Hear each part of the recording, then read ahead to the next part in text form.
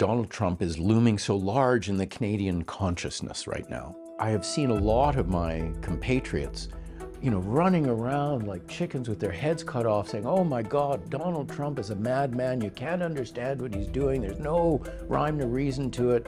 I looked at what Donald Trump was doing and I thought, okay, I don't have to like it. But if the question is, can I understand it? The answer is yes. Brian Lee Crowley is the founder and managing director of the Macdonald-Laurier Institute, a major Canadian think tank whose work is often cited by the Canadian Parliament. What exactly is the difference between Canada and America? It's not that it's difficult to answer because there aren't differences.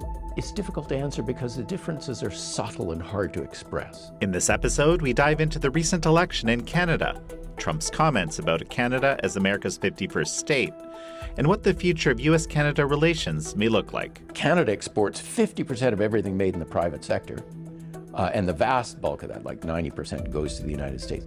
By contrast, foreign trade or international trade only represents barely 25% of the American economy. So while for Canada, the relationship with the United States is existential, for America, the relationship with Canada is convenient, nice, not existential. This is American Thought Leaders, and I'm Jan Jekielek. Brian Lee Crowley, such a pleasure to have you on American Thought Leaders. Jan, thanks so much for having me. I suppose I should call it Canadian Thought Leaders. Well, that'd be a good choice. But so what happened with the Canadian election, and what did U.S. President Donald Trump have to do with it? Very interesting question, Jan. Several things happened to change politics in Canada quite radically in a very short time. One was that Prime Minister Justin Trudeau, who had become deeply unpopular, suddenly left. He was basically forced out by his party. Second, Donald Trump came to power in Washington.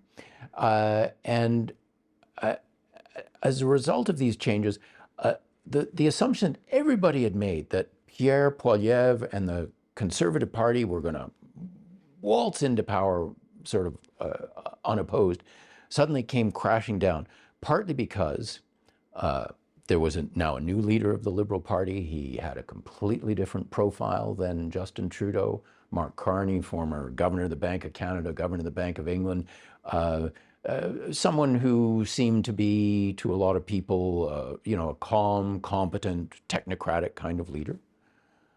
And that seemed to, I think, a number of Canadians, the perfect response to Donald Trump, who started talking about Canada's the 51st state and how happy America would be to annex Canada.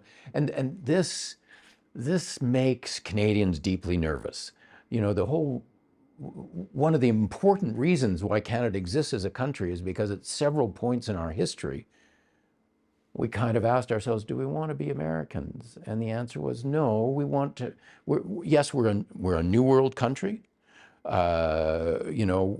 We share many characteristics with America, but we're not Americans. We want to have our own model of a New World society that's different from Europe, different from the old countries, but that has the same, values, freedom and enterprise and all those other things just as much as America does, but comes to different conclusions about the role of government, the pursuit of the common good, et cetera, et cetera. So in that context, Donald Trump's musings about making Canada the 51st state and so on, and how Canada has nothing constructive, useful to offer the United States, made many Canadians deeply anxious. And I think Mark Carney stepped into that situation and said, I'm the guy who can represent Canada in an effective way vis-a-vis Donald Trump. And Canadians, not in large numbers, but enough Canadians accepted that argument that he just squeaked past the Conservatives, 43% of the popular vote for the Liberals, almost 42% for the Conservatives, not much in the difference, but enough to win enough seats to form a government. For a while, it seemed like it was almost based on the polling, right? It seemed like it would almost be a blowout for the Liberals. But then that shifted too, and I find that really interesting Do you have thoughts on that? Yes. So I think the early stages of the campaign, Donald Trump, I think, drove the anxiety levels of Canadians who cared about these issues to unprecedented heights. And the issues that had previously been the ones that we thought were going to dominate in the election campaign in Canada, cost of living, efficiency of government, and so on, levels of taxation, these things started to come back to the fore. Ultimately, what happened was the Liberals went from being just streets ahead in the polls to almost level pegging with the Conservatives. And it was in that state of public opinion that the voting actually happened. I've spent the last however many months explaining to Americans in Washington, D.C., that Canadians have this kind of oppositional identity. And I think what you said kind of explains it a little bit. Like there's an element of the Canadian identity which is clearly, I am not American. And I remember that growing up in Canada as well. It was very distinctive and very important, actually. And later, only later did I realize that that seemed odd to have an oppositional identity. But that, you know, Prime Minister Trudeau famously described Canada as a post-national state. And I wonder, I guess seeing what we saw, I guess that kind of proves that it's not, because whatever those embers of Canadian nationalism that existed still, they came roaring back in the last few months, right? Even if it is this kind of oppositional identity. It's a very difficult question to answer. What exactly is the difference between Canada and America, or Canadians and Americans? And that's it. It's not that it's difficult to answer because there aren't differences. It's difficult to answer because the differences are subtle and hard to express. I always like to go back to the difference between the founding documents of Canada and the United States. In the United States, you have a society in which, in this wonderful, immortal phrase, people are free to pursue life, liberty, and happiness. Life, liberty, and the pursuit of happiness.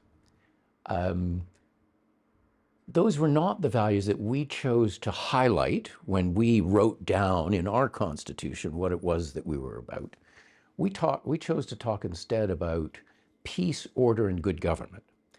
And you see, I think those phrases actually summarize in a shorthand way some slightly different angles on, you know, what's the purpose of government? How do people fit into a larger society? What are we trying to do together? Remember that America broke away through a violent revolution from the Crown and the United Kingdom, from Great Britain.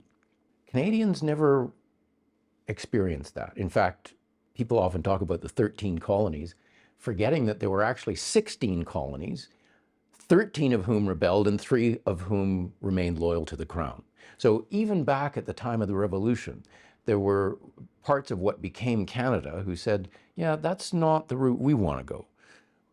We tend to be people who believe more in the quiet, thoughtful evolution of institutions rather than liking this idea of, oh, you know, if you don't like what you got now, a radical break, start again, reinvent. That seems to us a very American way of thinking about things. I don't say that in a critical way. I'm a great admirer of America.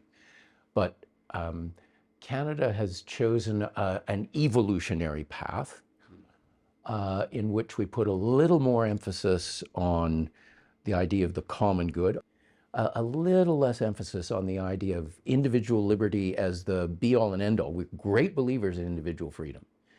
But we don't think that individual freedom is the entire answer to the purpose of Canada.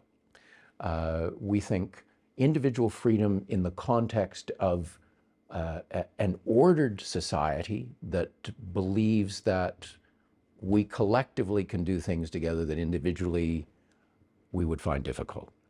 from the outside, those differences don't appear very great. Europeans come to Canada and they say, why are you so fussed about not being thought Americans?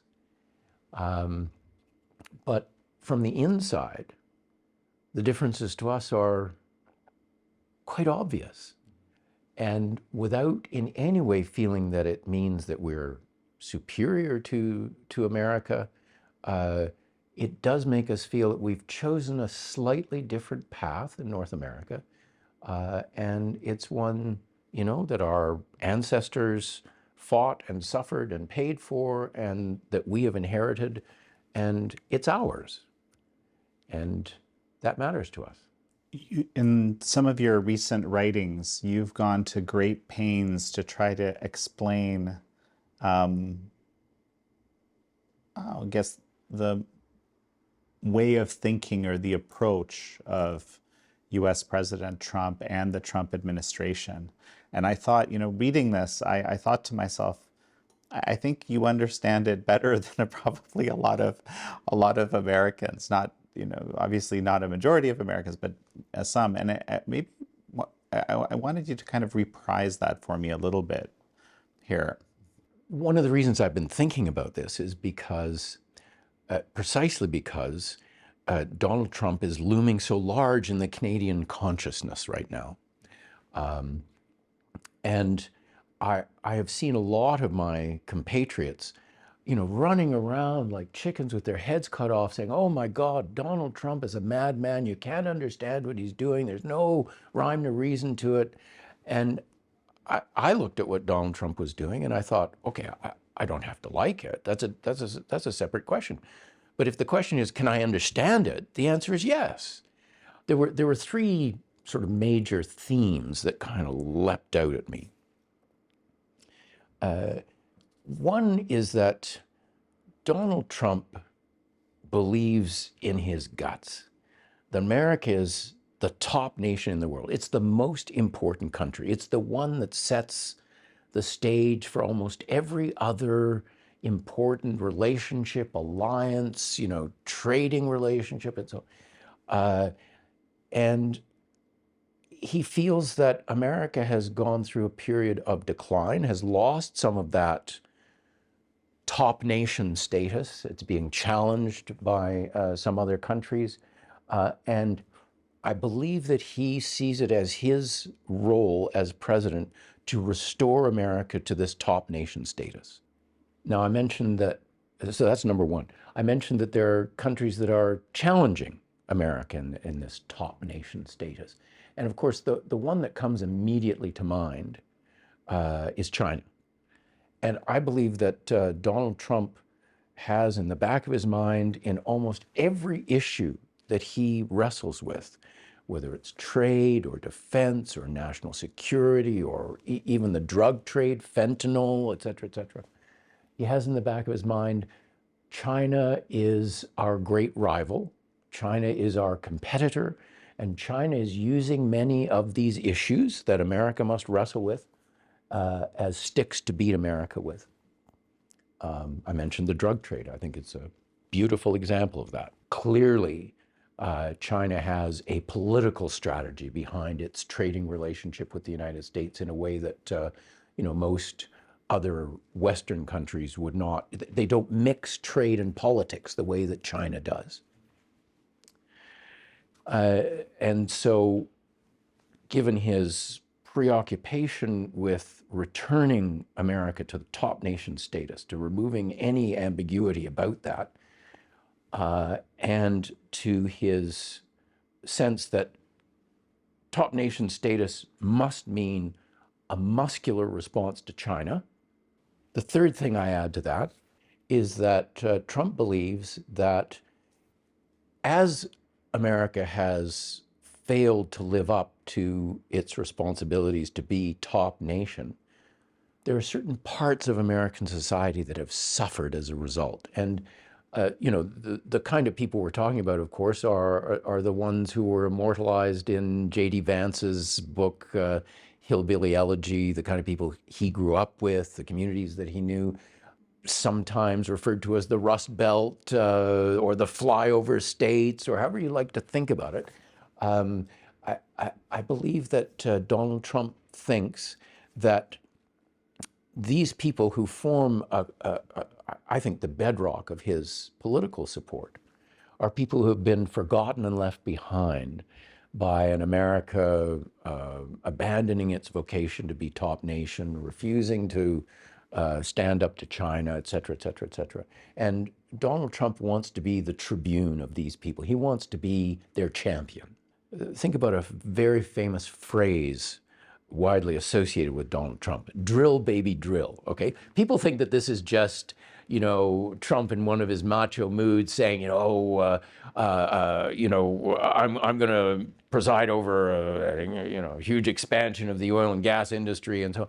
It's much more than that. You see, I think Trump has come to understand the extent to which energy, and particularly oil and gas, are tremendously powerful tools.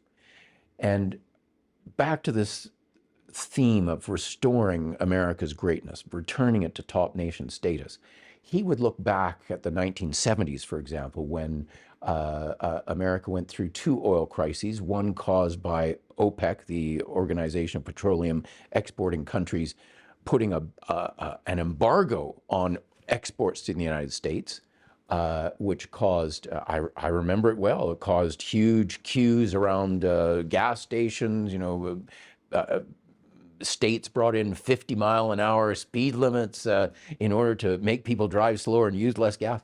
And then there was the Iranian Revolution, which again, later in the 70s, terribly disrupted the world oil supply and caused another energy crisis in the United States. And you might recall that as a result, America had rules about, you couldn't export oil from the United States. America was very dependent on oil from the Middle East in particular. And this was a source of great weakness for the United States.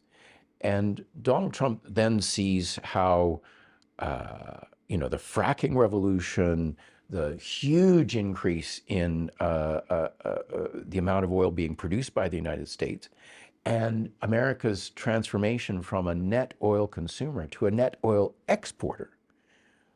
In fact, the largest exporter in the world, bigger than anybody else, has fundamentally changed the American economy, American national security, and he wants to push that even further. And he thinks that drill, baby, drill is in part an industrial strategy. It's the idea that America should double down on its incredible technological prowess and its ability to produce vast quantities of energy in a cost-effective way, and not only improve America's national security, but unlock a lot of economic activity that requires access to cheap, reliable energy.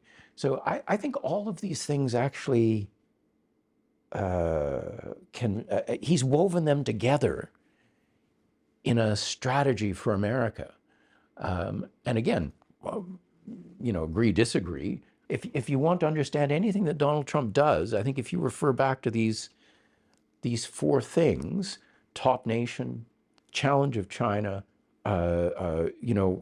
recovering the promise of America for the people who were left behind, and cheap, plentiful energy as the bedrock of an American economic renaissance, you will understand almost everything that Donald Trump does. Why is it lost on so many people? See, I think it's because people get distracted by Donald Trump's tactics and they forget to think about strategy. Donald Trump is the inheritor of a great tradition, a great American tradition of showman. He's a kind of a Barnum and Bailey figure, isn't he? And part of what he wants to do, and this goes right back to the art of the deal. I've often believed if people tell you who they are, you should believe them. And I think Donald Trump has been quite open about who he is. Donald Trump conceives of himself as a great deal maker.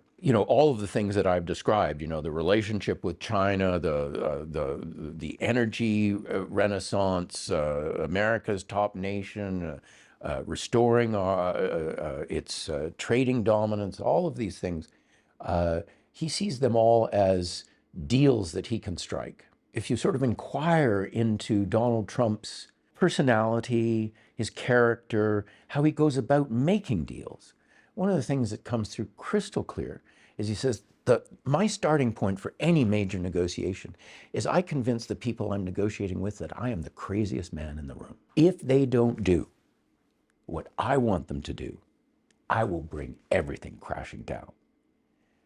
And people listen to him and they say, oh my God, he's going to tear everything down. He's a crazy man.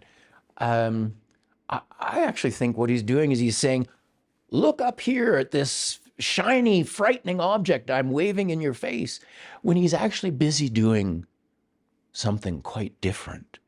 Tariffs would be a good example. People say, oh, Trump blinked over the tariffs, and, one day he's saying there's going to be 100% tariffs, the next day it's 150% tariffs on China, and then something else the next day, and then it's suspended, and they think, well, he doesn't know what he's doing. Oh, I think he knows exactly what he's doing. I think he's scaring the pants off the people that he wants to make deals with and bringing them to the table. Now, you can like it or not like it, but I actually find that all these people running around saying, oh my God, he's a crazy man. You can't understand what he's doing. He's a maniac. They're actually playing his game. They're letting him distract them with the shiny object up here and getting caught up in his tactics and forgetting to think about his strategy. And I think his strategy is quite clear. It's very, very interesting to me at the moment that Prime Minister Carney, of the two candidates, at least all the reports that I've seen, is the one that's more positively inclined towards communist China than Poilievre. You've argued that it's through President Donald Trump's rhetoric, it was almost intentional. I think you believe it was intentional. He wanted to see Carney elected. But given what you just told me about his priorities vis-a-vis China, that those two things seem at odds. Or do they? For what it's worth, my view is that Donald Trump looks at the rest of the world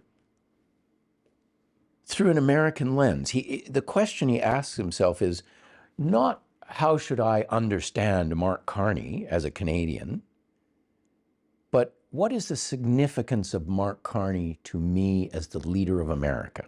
When he looks at Mark Carney, he's going to see a guy with a big degree from a fancy university. He's an international technocrat. He's been central bank governor in both Canada and the United Kingdom. He's the quintessential Davos man. I'm here to tell you, he is everything Donald Trump despises. And on top of that, he is, as you have properly pointed out, close to China. The party he represents has been an active promoter of China as an important partner for Canada for many years.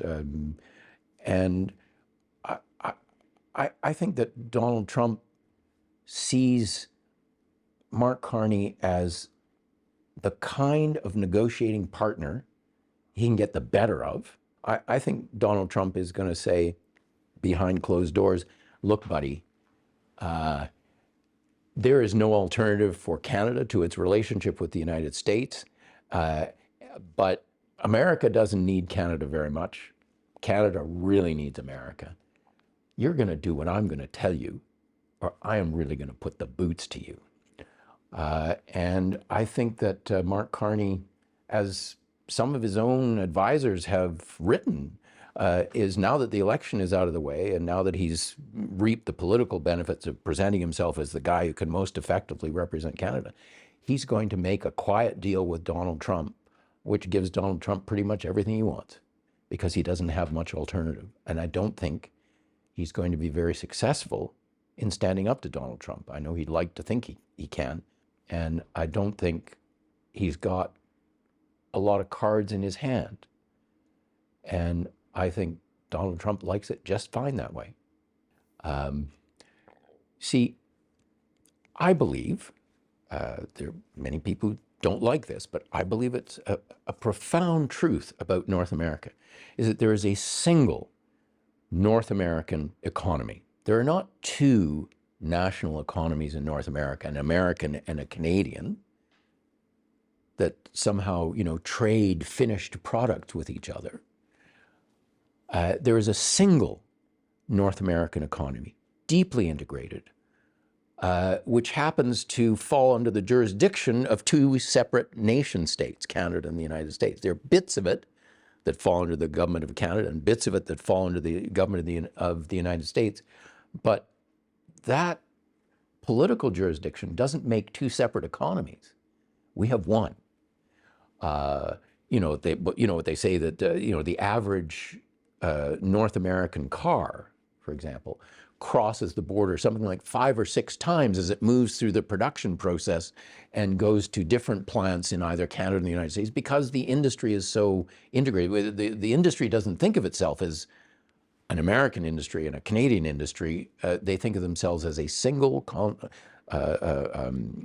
combined continental industry.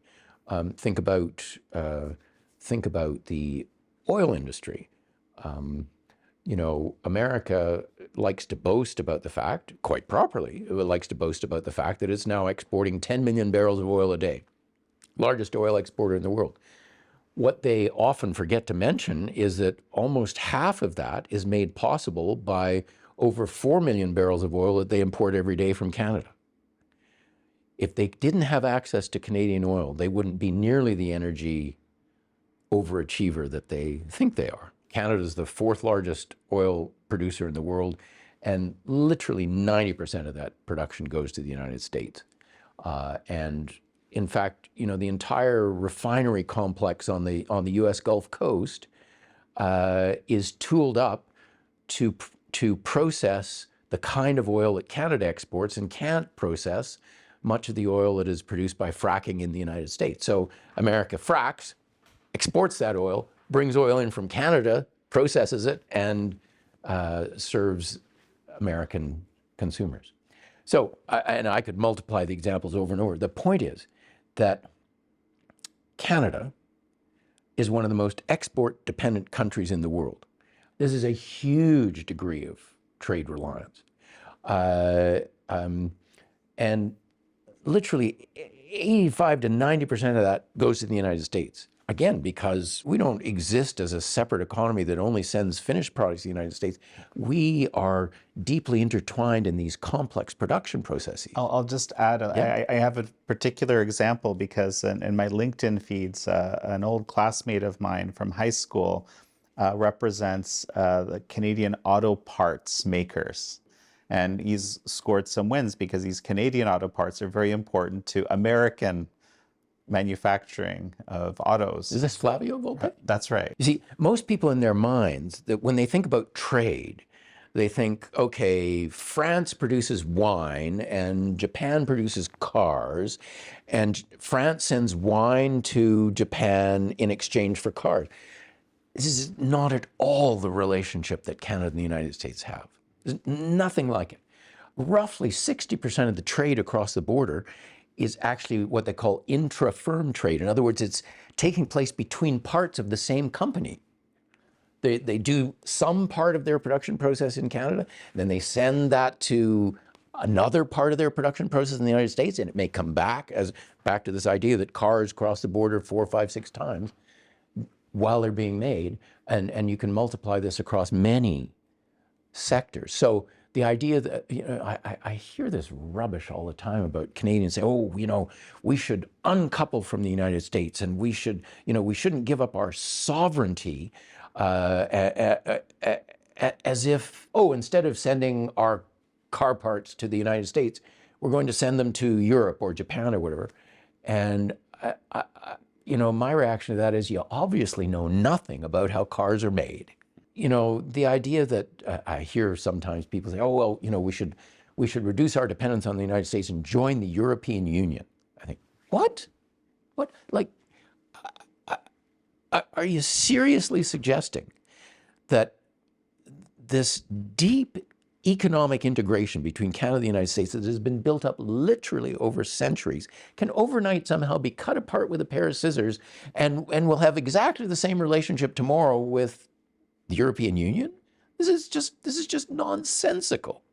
So the reason we're having this conversation is, you said, so why is it that Donald Trump has all the cards, right? Right, because so far we've been talking about how Canada is actually kind of important to the U.S. Yes. In all these ways, right? Yes. Well, so here, what about this other, the other side, the big piece, I guess, right? So I've talked about the fact that, okay, Canada exports 50% of everything made in the private sector, and the vast bulk of that, like 90%, goes to the United States. But the United States, by contrast, foreign trade or international trade only represents barely 25% of the American economy, and that's diversified across all of its trade partners. So while for Canada, the relationship with the United States is existential, for America, the relationship with Canada is convenient, nice, not existential. Not existential. So when Donald Trump says we don't get anything useful from Canada, he's talking rubbish. If he had said instead, we like our relationship with Canada and we get some nice things from Canada, but we could get them from somewhere else, and it would be slightly inconvenient for us to have to do that, but we could do it. If he'd said that, he would have been saying the truth. But then again, but isn't he starting at with his negotiating position here that you described earlier, right? With the sort of the extreme negotiating position. Oh, of course, I didn't mean to say, that somehow it was surprising that Donald Trump was not saying the truth. This is part of his negotiating tactic, right? He knows Canada's vulnerability to the United States, and he knows that for Canada there is no realistic alternative.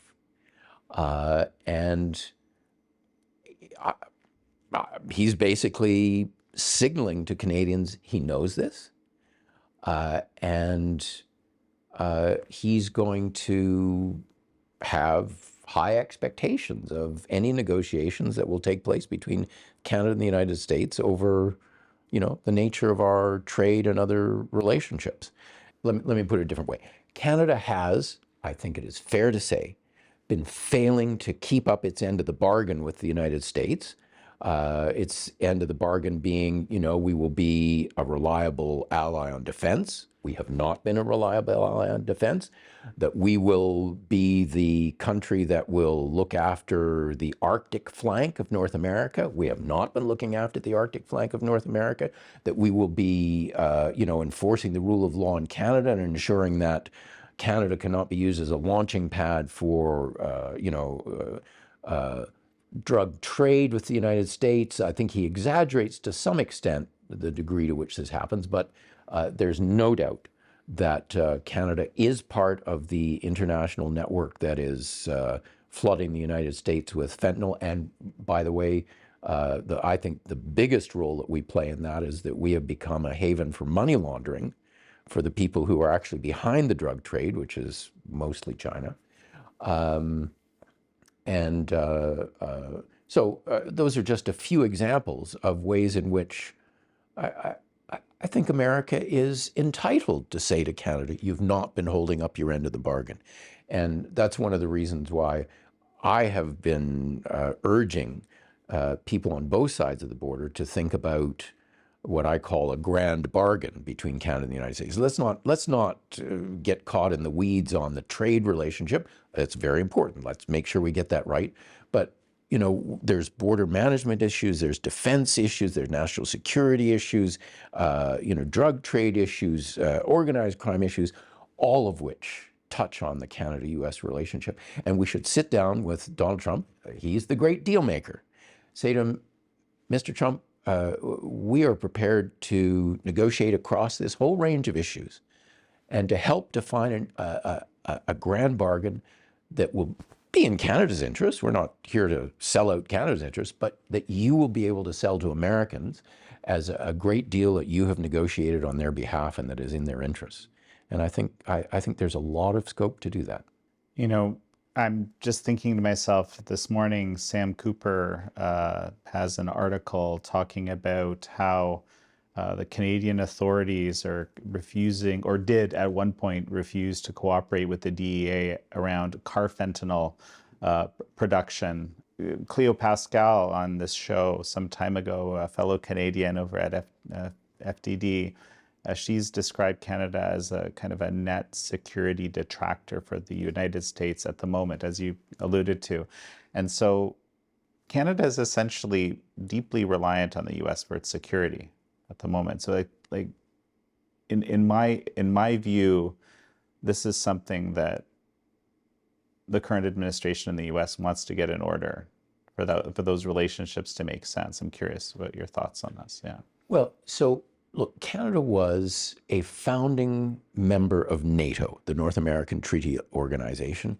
The purpose of NATO was to protect the liberal democracies from external threats in the post-war world where, you know, Germany and France were a smoking ruin. Britain had been destroyed by the war effort.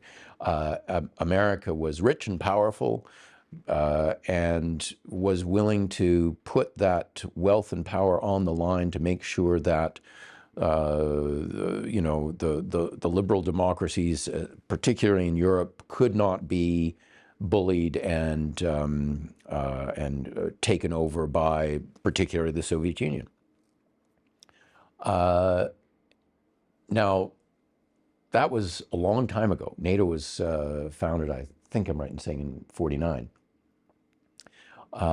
And part of Donald Trump's whole approach to the rest of the world is to say, look, all of our so-called allies, and I'm using his language, have been free riding on America's defense effort. You know, 70 years after the founding of NATO, basically, they're still contributing only a fraction to their collective defense that America is contributing.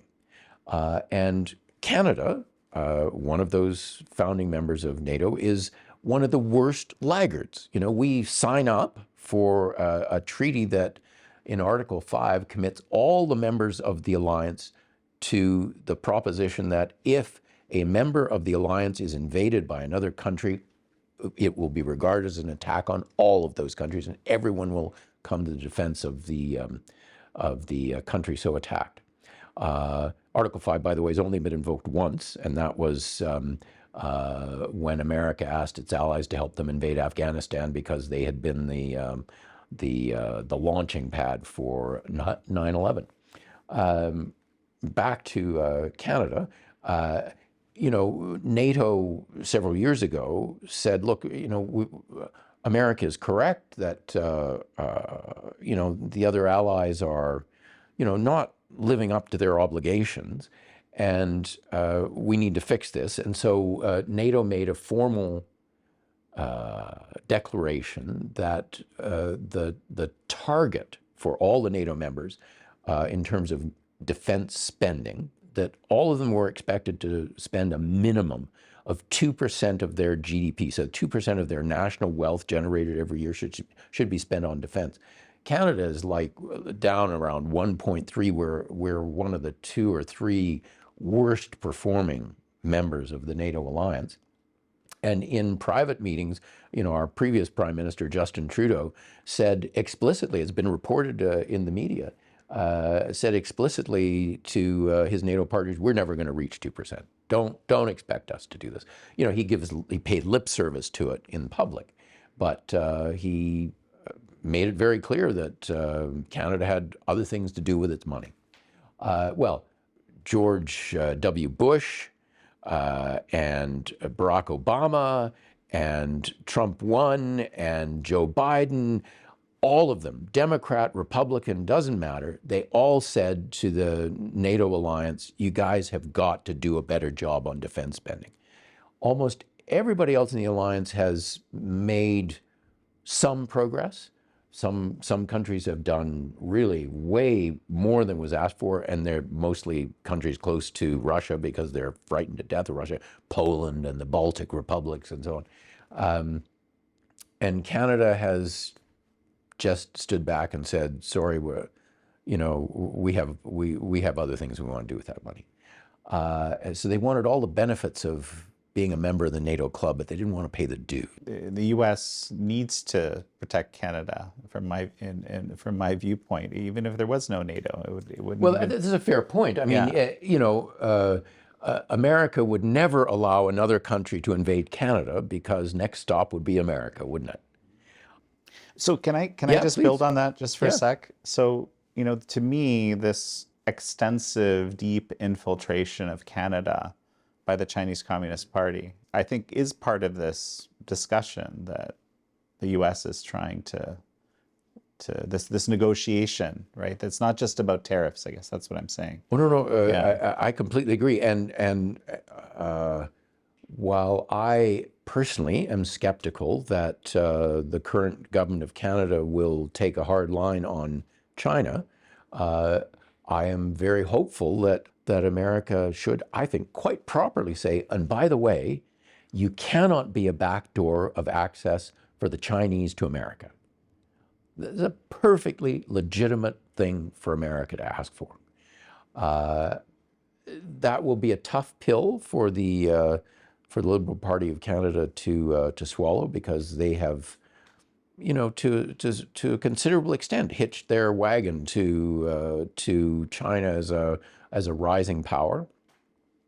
But I really think, for all the reasons that we've talked about, Canada's profound vulnerability to hostility from America, China's complete inability to step in and be, for us, what America is in terms of a trade partner, a security partner, a defense partner.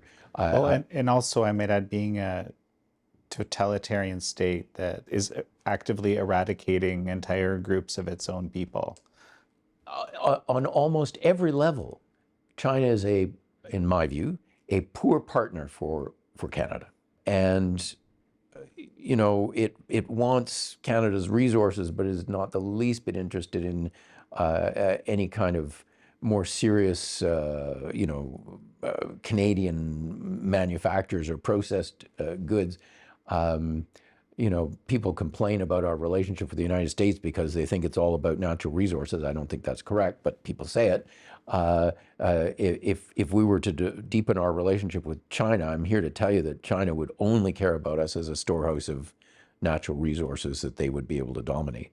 So in every way, China is a poor, indeed not just a poor substitute, a completely impossible substitute for our relationship with the United States. And if the United States puts it in the starkest possible terms, look, you can either have a close relationship with the United States, which seems to be something you want and is clearly in your interest, or whether you want to have a closer relationship with China, because the two are not compatible. What do you think about this interest that the U.S. administration has in Greenland? Well, this is a very interesting example of, I think, people being distracted by Trumpian tactics and not thinking carefully enough about Trumpian strategy. Trump makes a lot of noise about annexing Greenland or buying it from Denmark, or, just like he makes a lot of noise about Canada, the 51st state. What he's doing, in my view, is he is softening up both the Danes and the Greenlanders for a negotiation over what it is that Donald Trump really needs from Greenland. America's had a relationship with Greenland for years. They've got, military bases and all. If Trump wants more of that, which I believe he does, I think Greenland is perfectly willing to give him that. What he's doing is he's softening them up with the threat of annexation, back to this idea that he loves to scare his negotiating partners before they ever get to the table. And so when he gets to the table and he says, well, actually what I really want is I want 5, I'm just picking numbers out of the air, I want 5 military bases in Greenland. I want you to cut all ties with China. I want Greenland to be, sort of an unsinkable aircraft carrier in a critical passage connecting the Arctic to the Atlantic, et cetera, et cetera, et cetera. And the Greenlanders will say, yes, where do we sign? I think that's what he's after in his meanderings about Greenland, and I think he'll get it. Is it necessary for him to go through all this stuff about, I'm going to buy Greenland? This is how Trump does business. I want to talk before we actually finish a little bit about your book, Yes. Gardeners versus Designers. So tell me about that. Well, I don't want to talk about it in the abstract. Let me talk about something quite concrete, because the idea behind Gardeners versus Designers is there's 2 ways to think about the world. There's 2 ways to organize ourselves as communities, and organize ourselves, to achieve our goals. One way of doing it is to put the technocrats in charge, the civil servants, the people who have fancy university degrees and who study things, as a guy once knew, he said, you're one of these people who knows everything about the left side of the tsetse fly and nothing about the right side of the tsetse fly. So, all these people who have all these fancy degrees and study the world and know everything about all the statistical representations you can make of our economic activity and so on. So that's one way of, organizing. You put those people in charge and say, okay, you tell us what to do because you're the smart people. You know how to organize things. And a lot of people think that, there's no alternative to that. But what I was trying to get at in Gardeners versus Designers is there's actually a far better alternative, far more effective one. And let me give you a concrete example. A fellow I knew, a late professor of political thought at university in the UK, Norman Barry, he said, look, there were 2 universities in the Midwest in the United States, founded at about the same time. And at one of them, these kind of designer people, the smart people with university degrees that I talked about, they designed the campus so that it looked beautiful from 30,000 feet, all these fancy symmetrical pathways and everything. The only problem was that these fancy symmetrical pathways didn't lead students to the places they needed to go. And so they were always tramping across the lawn to get to where they wanted to go. And this made ugly pathways in the lawn. And so the students and the administrators were always fighting over this. He said at the other university, they did something completely different. They said, why don't we find out where people actually want to go first?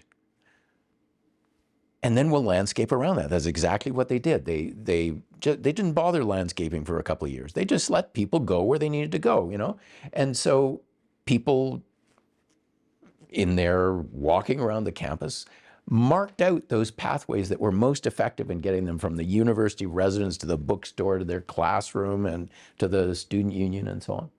And then the university administrators came along afterwards and simply paved over the pathways that the students had designed for themselves. They didn't need some fancy authority with university degrees and reams of statistics to tell them what they wanted to do and how to do it. And so in that university, the students and the administration, at least on this question, coexisted quite happily. You know, believe me, social order is necessary for all of us to succeed. You know, if you don't have police and courts and contracts and all these other things, you know, you won't have economic success. You won't be able to own a house and not have it, you know, vandalized, and you won't be able to have a car because it'll be stolen. So you need all of these things. Absolutely. The question is, are we going to be the kind of society in which people at the top tell us how to behave, tell us where to invest our money, tell us what kind of jobs we want, tell us what kind of university degrees we should have, tell us, you know, what kind of cities we want to live in, et cetera, et cetera? Or are we going to be the kind of society in which people make those decisions for themselves, and then the role of, you know, the people in charge is to come along and say, okay, how can we support you in the decisions that you've made? And this is that's really the essence of this contrast I'm drawing between gardeners and designers. I mean, it's such a foundational issue, and I think, you know, this question is really what I've been, I don't know, looking at from all sorts of different vantage points over the last, you know, 5-6 years. And, you know, COVID, the whole way that we responded to it as various societies or elements of society was the kind of the case in point. Yes, I completely agree. I thought COVID was the high water mark of designer, the designer approach to things. People sort of handed over to these smart people, you know, with their briefcases and reams of statistics and so on, huge amount of control over their lives. And I was quite fascinated to see how many people were willing to hand over control of their lives to these people. And don't get me wrong, it's not that I thought that you know, we shouldn't have had public health experts and we shouldn't have been debating what the right answer or how we as a society should organize ourselves in response to COVID. It's not that. What I'm saying is, you know, the fact that there were experts doesn't mean that the experiences that the rest of us had and the knowledge we had about our own lives and how we could organize ourselves to carry out our activities and still protect ourselves with COVID, all of that was treated as irrelevant and useless. And the only thing that mattered was these, you know, high-powered people with fancy degrees. And what's interesting is, you know, we were told, well, we must defer to the experts in public health, because otherwise we'll be endangering everybody. But then surely people realize that, well, okay, but then all these people in different countries who supposedly were the great experts actually recommended different things in different places and at different times. At one point, you know, oh, masks are completely useless. They won't do anything for you. And then, you know, a couple of weeks later, oh my God, everybody's got to wear a mask or they should be arrested. I mean, the idea that there was some obvious, expert, single answer to what we should do about COVID was completely disproven by the COVID experience. A friend of mine is the head of a very large car parts manufacturer in Canada. And he said, you know, the thing was, we understood in our particular industry how to protect our workers from the danger of catching COVID. And we could have still carried on our economic activities, but nobody was interested. Nobody wanted to go to the trouble of saying to us, okay, show us how you can protect your workers. We're not going to tell you how to do it. You show us that you can do it effectively, and we won't interfere with you. You carry on doing your thing during COVID. But no, we couldn't do that. We couldn't trust anybody to take the knowledge that was obvious to us all about the dangers of COVID and how it was transmitted and how you protected yourself. We couldn't trust people to organize themselves intelligently in order to be able to carry on their activities and protect themselves from COVID. No. We all had to be locked in our houses for months at a time and forbidden, in some cases, you know, from going to the park. Because, you know, these experts knew everything and we knew nothing. And I hope in retrospect that people have come to understand that while expertise has its place, and I'm not in any way saying that we should ignore experts and that they have nothing to teach us, I'm saying that we must still retain the ability to apply our own intelligence and experience to what experts want to tell us, and we are the ones who should have the final say about how we live our lives and not the experts. As we finish up, the Macdonald-Laurier Institute is probably one of my favorite think tanks. I've, over the years, keep coming across reports coming out of it, speakers. I see it on people's resumes who I'm interested in and who I admire. Just very briefly, as we actually finish, just tell me a little bit about it. Well, you know, I had a fancy job here in Ottawa a few years ago as the what's called the Clifford Clark visiting economist at the Ministry of Finance, and so that person is brought in from the outside as the sort of one man or one woman in-house economic policy think tank and gadfly for the entire federal government. It's quite an interesting position. And after I'd been in this job for 2 years, and it's a limited appointment, 2 years. So I was about to go home, and I said, well, what have I learned from my experience here? And answer number one, I learned that Ottawa is in a terrible mess. Spending out of control, programs that don't achieve anything, nobody in charge. And I said, okay, so, but what can I do about that? And it occurred to me that Ottawa was the only G7 capital that didn't have a national think tank in the capital talking about national policy issues to national policy makers, the national media, and the national electorate. I thought this was a huge hole in our democratic infrastructure.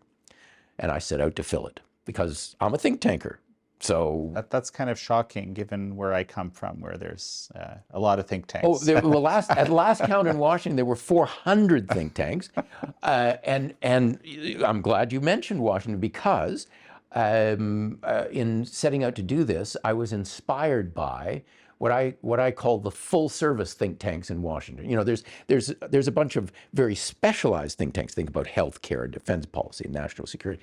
But there's a handful of them that try to think about everything Washington does: Heritage, Cato, Brookings, Woodrow Wilson, it's AEI. And I was inspired by them to try and create something analogous in Ottawa. And the Macdonald-Laurier Institute is that creation. It is a Gardner creation, by the way. It grew out of our experience with the problems of the federal government, what was going on in other countries, we just a few weeks ago celebrated our 15th anniversary. We're the most mentioned think tank in the Canadian Parliament. We've been blacklisted by the Kremlin. I think a dozen of our senior fellows have been sanctioned by the Kremlin. We've been denounced by Beijing. The ambassador from China here regularly tells everybody not to pay any attention to us, which I regard as a great badge of honor. So it has grown enormously in what I think of as a relatively short period of time, and become rather a fixture, not only in Canada, but we've now opened our own branch office in Washington to talk about the Canada-US relationship, the Center for North American Prosperity and Security, which is a long, ugly name, which gives the fabulous acronym of SYNAPS. I think that this has really proven the concept that I had at the very beginning, that there was this big hole in Ottawa that needed filling. Wonderful. Well, Brian Lee Crowley, it's such a pleasure to have had you on. All the pleasure was mine. Thank you all for joining Brian Lee Crowley and me on this episode of American Thought Leaders. I'm your host, Jan Jekielek.